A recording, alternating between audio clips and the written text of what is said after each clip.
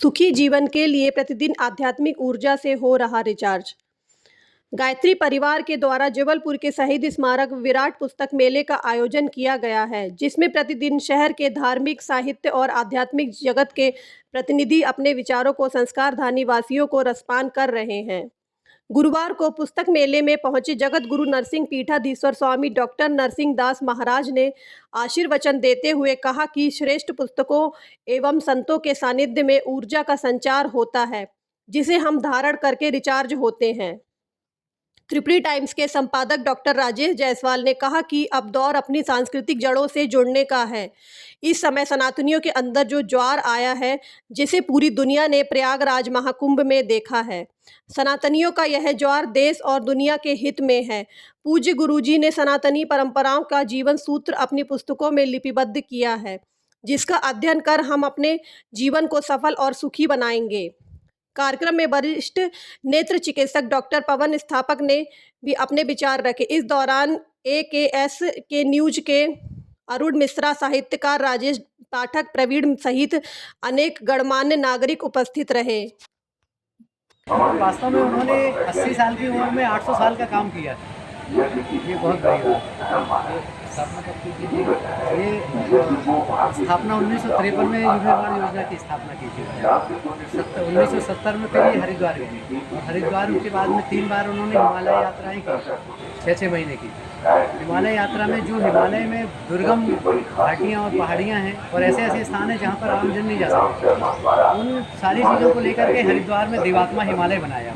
वहाँ पर सारी चीज़ें कि मतलब कोई अगर यहाँ चला जाए तो वैसी ही अनुभूति होगी, वैसी ही ऊर्जा, वैसी ही प्रेरणा मिलेगी। ऐसा स्थान बना है। 78 वर्ष पूर्व स्थापना। हाँ, 78 वर्ष पूर्व साधना की प्रचंड तत्परता उनके जो गुरु सर्वेश्वरानंद जी लगभग 700 वर्ष के पूर्व के थे वहाँ हिमालय के। उनने उनकी पूजा स्थली में आकर के उनको निर्देश दिया कि आपको क्या क्या करना है। 24 वर्ष तक 24 पुरुषार्थ करना है, गायत्री की साधना की, गायत्री के अभी ये 2000 साल से ज़्यादा भी मदन मोहन मालवीय जी ने इनकी 14 साल में तो दीक्षा दे दी, पर इसके बाद में सही तो इनके जो गुरु थे वो सर्वेश्वरानंद जी थे। उन्होंने गायत्री मार्ग की दीक्षा दी। उन्होंने बाद में उन्होंने पूरा युग निर्माण कैसे करना बता दिया कि आपको ये करना है पूरा काम।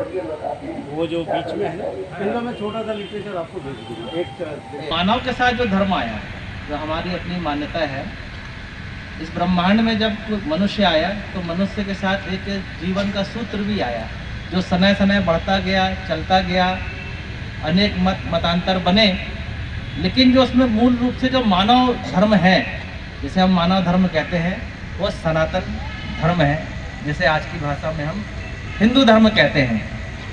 निश्चित रूप से ये जो धर्म है संपूर्ण ब्रह्मांड की कल्याण की कामना करता है। जब हम पूजा पाठ करते हैं, घर में हवन अनुष्ठान करते हैं, तो सर्वे भवन्तु सुखिनः सर्वे सन्तु निरामय की बात करते हैं।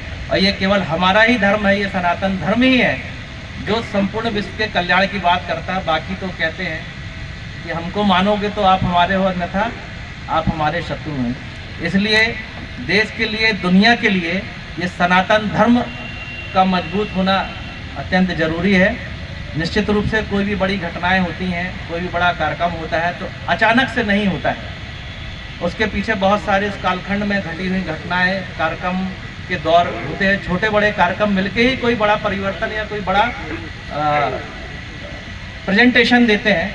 हम विशेष रूप से देखेंगे विगत 90 का जो हमारा दशक रहा, 90 के दशक से लेके जो 30 वर्षों का यानी 3 दशक का जो कालखंड रहा, वो हमारी सनातन संस्कृति और हमारे धर्म का कहीं ना कहीं हम दूसरे धर्म की तरफ अनुसरण कर रहे थे, पाश्चात्य की तरफ भाग रहे थे, तो हमारी संस्कृति और सभ्यता संरक्षण का निश्चित रूप से ह्रास हुआ है।